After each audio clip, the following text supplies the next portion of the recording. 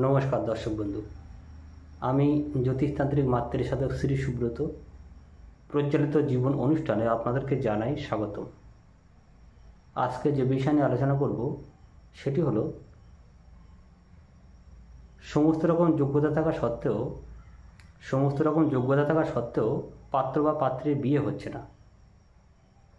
আমি একটি গুপ্ত প্রয়োগ শেয়ার করব, যেটি করলে খুব শীঘ্রই বিবাহ হবে, বিবাহে সমস্ত রকম বাধা বিঘ্ন কেটে যাবে।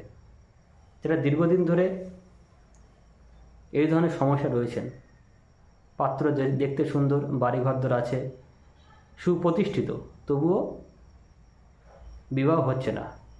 পাত্রী দেখতে সুন্দর, ঘরোয়া, নিপুণা, দিনের পর দিন বয়স বেড়ে যাচ্ছে, কিন্তু বিবাহ হচ্ছে না।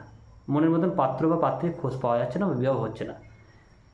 এই গুপ্ত প্রয়োগের সাহায্যে মনের মতন পাত্র পাত্রীর খোঁজ মিলবে, খুব শীঘ্রই বিবাহ হয়ে যাবে। কারণ সামনে আসছে মহাশিবরাত্রির যোগ, ভীষণ বড় যোগ, ভীষণ বড় তিথি। শিব পার্বতীর মিলন যুগল উৎসব বলা হয় এটাকে।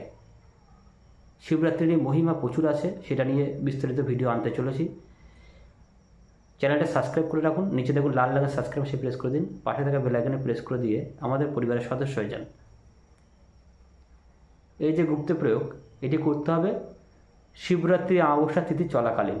শিবরাত্রির অমাবস্যা সামনে আসছে, এই অমাবস্যা তিথি চলাকালীন কাজটা করবেন, অসাধারণ রেজাল্ট পাবেন। দেখবেন খুব শীঘ্রই বিবাহ হয়ে যাচ্ছে। দীর্ঘদিন ধরে আটকে ছিল, একের পর এক দেখাশোনা চলছিল, নানান রকম সমস্যা, এদিক থেকে পছন্দ হচ্ছে, ওদিক থেকে ভেঙে যাচ্ছে, বিভিন্ন সমস্যা। কিন্তু কোনো সমস্যা আর থেমে থাকবে না, সমস্যার সমাধান কিন্তু অবশ্যই হবে। শিবরাত্রির অমাবস্যা তিথি চলাকালীন বট গাছ থেকে একটি পাতা নিয়ে আসবেন। এটা নিখুঁত দেখে পাতা পেরে আনবেন, সংগ্রহ করবেন। একটি অশ্বত্থ গাছের পাতা আপনি সংগ্রহ করবেন, গাছ থেকে পেরে আনবেন। একটি বটের পাতা, একটি অশ্বত্থের পাতা।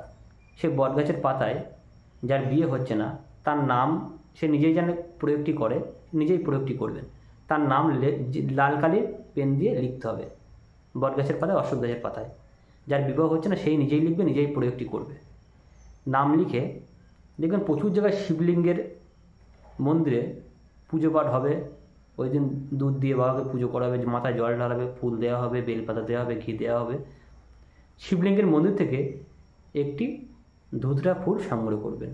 পুজো হয়ে যাওয়ার পরে অসুবিধা নেই, পুজো হয়ে গেল আপনি নিয়ে চলে আসবেন। কেউ বাবার মাথায় চাপিয়ে গিয়েছে, সেই ফুল নিয়ে আসলেও হবে, অসুবিধা নেই। মন্দির থেকে বা বাবার শিবলিঙ্গের মাথা থেকে একটি ধুতরা ফুল সংগ্রহ করে নিয়ে চলে আসবেন। ব্যাস, ধুতরা ফুল এক পিস সংগ্রহ করে নিয়ে চলে আসবেন। কালো ধুতরার ফুল সংগ্রহ করে নিয়ে আসবেন।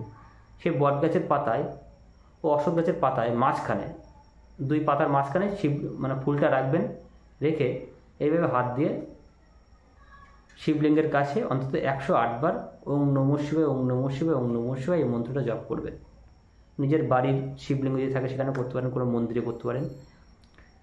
করে বাবাকে মন থেকে সমস্যার কথা জানিয়ে সেটাকে লাল সুতো দিয়ে 3 পেজ করবেন। ধুতরা ফুল মাঝখানে থাকবে, অশ্বত্থ গাছের পাতা, বট গাছের পাতা, সেটাকে লাল সুতো দিয়ে 3টে পেজ করবেন। বাবাকে সমস্ত রকম সমস্যার কথা জানিয়ে, যাতে খুব শীঘ্রই বিবাহ হয়ে যায়, এই সমস্যার কথা জানিয়ে সেটাকে কোনো প্রবাহিত জলে ভাসিয়ে দেবেন, মনস্কামনা জানিয়ে। নদী অথবা গঙ্গায়, প্রবাহিত জলে যেখানে জোয়ার ভাটা খেলে তেমন নদী গঙ্গায় ভাসিয়ে দেবেন। দেখবেন বিবাহের বাধা কেটে যাবে, খুব শীঘ্রই বিবাহ হয়ে যাবে। আপনারা যেমনটা চাইছিলেন ঠিক তেমন পাত্রপাত্রীর খোঁজ মিলবে। এটা বহু প্রাচীন প্রমাণিত গুপ্ত প্রয়োগ। গত বছর বহু মানুষকে দিয়েছি, তাদের বিবাহ হয়ে গেছে, কয়েক মাস ধরে তারা সংসার করছে সুখে শান্তিতে। এটা করলে স্বয়ং ভোলে বাবা আপনাকে এই সমস্যা থেকে বের করে দেবেন। কারণ এই দিন স্বয়ং ভোলে বাবা অত্যন্ত প্রসন্ন থাকেন। তাকে একটু সন্তুষ্ট করতে পারলে তিনি কিন্তু ভক্ত মাঝে তার সমস্ত সমস্যার জন্য আশীর্বাদ বিলিয়ে দেন। সমস্ত রকম সমস্যার সমাধান কিন্তু এই দিন হয়ে যায়। তারা তন্ত্রপাতে চিরস্থায়ী প্রতিকার করবেন এই অমাবস্যা তিথি যোগে। আমি বিশেষ পুজোপাঠ, তন্ত্র ক্রিয়া, হোমযজ্ঞ, পুজোপাঠের আয়োজন করেছি। অসাধ্য তন্ত্র প্রয়োগ করা হবে, প্রিয়জনকে ফেরানো, বশীকরণ, বিচ্ছেদ, শত্রুনাশ, আর্থিক সমস্যার সমাধান, দাম্পত্য সমস্যা, গুরুদোষ খণ্ডন। তারা শুধু একটিবার যোগাযোগ করবেন। কারণ সামনে আসে ভীষণ বড় যোগ, ভীষণ বড় তিথি, মহাশিবরাত্রি। সারা বছর অপেক্ষা করার পরে এই অমাবস্যা যোগে যারা কাজ করাতে যাচ্ছেন তারা শুধু ফোন করে যোগাযোগ করে নেবেন। জয় মা।